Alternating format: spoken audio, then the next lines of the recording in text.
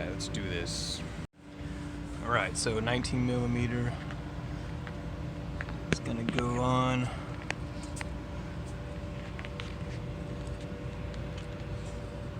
It's that right there. Some focuses. That black nut right there. Not the, so the one that's not actually a nut, it's a fixed bolt or nut. And then the, not the one below it, which looks like a normal bolt, not that one. The one right there, covered in black crap right there. Alright, see if I can get my tool in there. Go.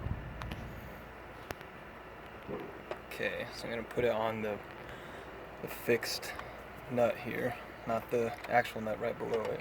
It's 19 millimeters. And for you, those of you who are like kind of beginners or don't work on stuff much with sockets, nice little tip if you need your thing to go the other way and it doesn't have enough leverage. Instead of taking it off the nut, you can just simply hit the little ratchet switch down there if it needs to go the other way, and then you can just move it which way you need to. That's not the way I need to move it. You can go the other way. So this is where I want to start. Alright, so then you're gonna, when you pull back on this, it's gonna release the tension on the belt. Watch, I'll pull it now. You can see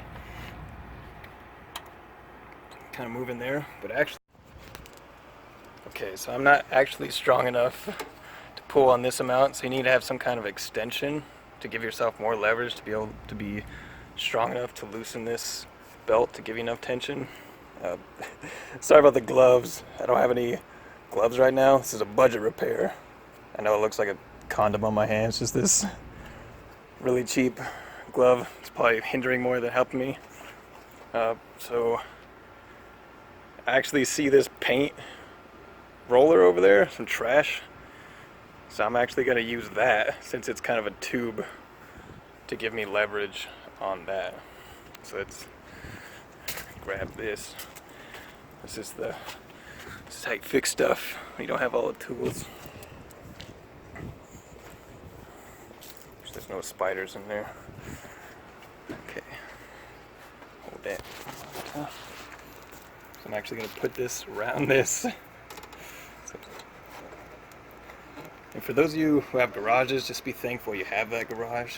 And those of you who have air-conditioned garages, I'm jealous, I'm envious. Can't wait when they all have one.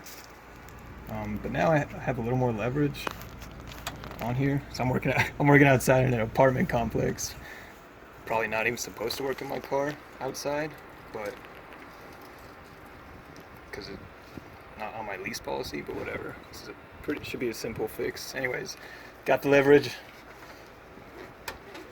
Should be enough. So I pull it back, and that loosens that. And I've heard it's easiest to take it off this belt first. So you take that off. You could probably even let go at that point, and then take off the rest of it. I'm gonna take my ghetto paint can off. Take this off if I can. There's probably gonna be comments about my watch. Don't worry guys, it's only $10. I just use it to tell the time. The leather band looks like it's cost more. And no, I'm not gonna use this as a Vincero ad. Time to sell you some watches. Although it'd be cool to be sponsored by them, so if you see me selling Vincero watches in the future, what are you doing that'd right be now? sweet. So anyways, it's Martha's commentary. I'm pulling out the belt. So I was just finagling it off all the wheels, and now I'm pulling it out. So let's look at this belt. I'm gonna inspect it. So that should probably be a clear indication your belt's damaged. But if you don't have that, if your belt's dry, it'll have cracks around it. I don't see any cracks. Whoa! Okay, so that's it. Better lighting. Right, so that if you have that on your belt, that's hard to recognize, but It's basically eaten down all the way. Try to zoom in on that. So that's some pretty bad damage. This belt definitely needed to be replaced. The grooves, not sure if those are thick enough. There's some free checkers online you can order. They come in packs of 2. Yeah, I got fraying. There's no cracks, but rubber material sciences nowadays is so advanced that this rubber lasts so long it doesn't really crack. It's newer belts, but if you do see cracks, that's the time to replace it as well. Pull that out. Yeah, alright. But if you see that after you take it off, definitely replace it. Alright. Good. Alright, we have the old belt and the new belt. It's Master Pro. I got this from O'Reilly's. 23 bucks. That's including tax. This was the cheapest option there. That doesn't mean it's gonna last long. There was another brand there. I forgot what it's called. One that Gear. Gates or something. Gates. That one had a 3-year warranty. This one has a 1-year warranty. That one's probably a better product. But now we're gonna compare these two to each other. Just make sure you have the right belt. They should be around the same size. Which they look the same size. To compare these two. The rubber on this one's much smoother. It's harder. Smoother on the inside. On this, actually, my original belt, this is a used car, we bought this car used. On the original belt, the grooves are actually, they look to actually be thicker, or deeper, I mean. But however, the belt looks to be slightly thicker. See that? There's like a little, these are lined up. It actually looks to be a tiny bit thicker, maybe like an 1/8 of an inch. That may have been the reason why it was grinding on the side there. Maybe it wasn't the right belt for it. Or that was something they figured out was damaging things. So now we're going to try to put it on here.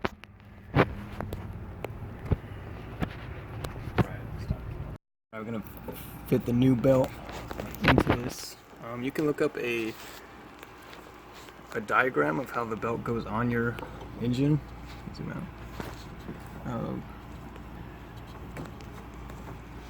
That's one way you can record and take pictures of what it looks like before you take it off. That's the sure way to make sure you get it on right.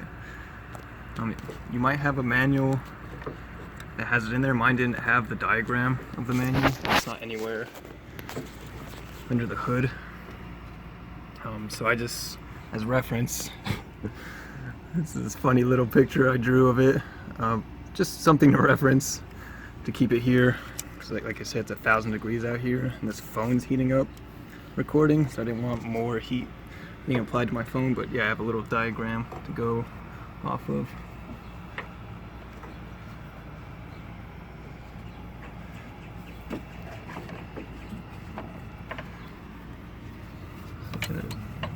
Thing on that in there.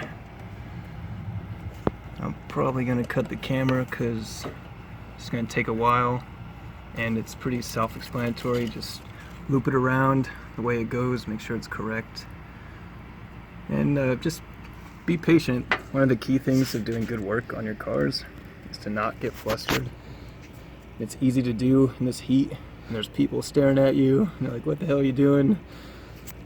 Other people might think you need help. But yeah, just keep calm, be patient. If you're in Arizona, just accept the heat, stay hydrated. It's not going anywhere, so it's not helping you being mad. But yeah, be patient and put on the belt. So I was putting the belt on and actually realized there's way more of that rubber slag that fell off the original belt. And now I'm actually wiping it off of the grooves and sides, especially down here. where the engine burns your hand the most. There's so much material there that I think might actually affect the performance of the new belt. Yeah, I just wanted to say that if your belt was like mine, you might want to wipe off some of the extra material. Alright, so I got the belt on. Let me tell you what, just gotta be patient with that belt. I'm gonna maybe draw a little diagram of how I did it. 'Cause I was trying a couple ways. It was getting frustrating because it wasn't working. But now I got it all. I'm on the last loop here, which is the first one we took off. It was off the generator right here. So what I'm gonna do, make sure that stays. See if I have enough strength right now. I can re-get my paint roller. Threw that somewhere. Yeah, I'm gonna get my paint roller. The trash that I found. It's called Utilizing Your Environment. And I'll probably throw this away. I'll throw this away afterwards, so I'll be also saving the environment instead of people littering. Okay, so I'm gonna leverage this forward, and then I'm gonna put this belt on. It's feeling a little tight. Oh, there we go. I'm just not holding it, pressing hard enough. Okay, I'm doing a last check. Looks like everything's good.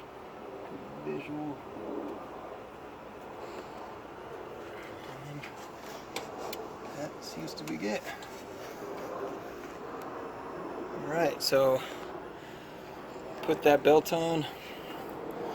Here's the new belt placed on. And I'm gonna do a once over look around before I start it up. I might look from below because there's a wheel down there, which I'll show you on the diagram.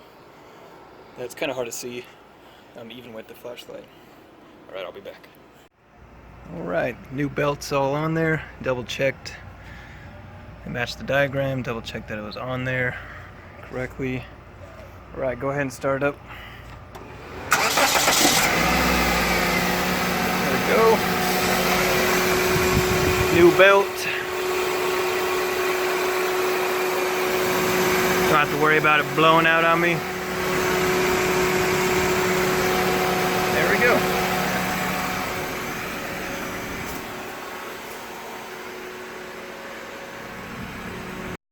Alright, I also wanted to show how hot it is out here. I'm in Arizona, it's summer, it's the end of June. This is my infrared thermometer, borrowing this from my brother. But in the sun out here, on the pavement, it's 162 degrees Fahrenheit. Here in the shade, 130, 161. And I don't like to work on an engine. I mean, I rarely do, but I wouldn't work on it past 140. It's just too uncomfortable, and things are just like too hot, touching things. And I mean, at this temperature it's uncomfortable, but you can at least touch it for a few seconds. It might startle you. I mean, it'll eventually burn you if you keep your hand on there. All the plastics are at 116, which is hot. 120. Yeah, but it's hot out here. It's very hot.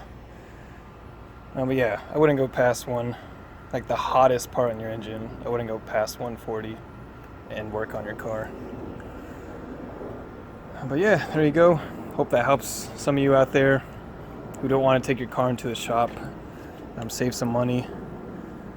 I mean, there's a chance everything I did on here was wrong. So I guess for legal terms, I'm not responsible for any of your stuff breaking. But for those of you who want to try this out, yeah, it doesn't seem too bad. It took me about an hour, and that's with filming. The part that took the most is just putting the belt, putting that in there. Yeah, there you go. Alright guys, have a good one.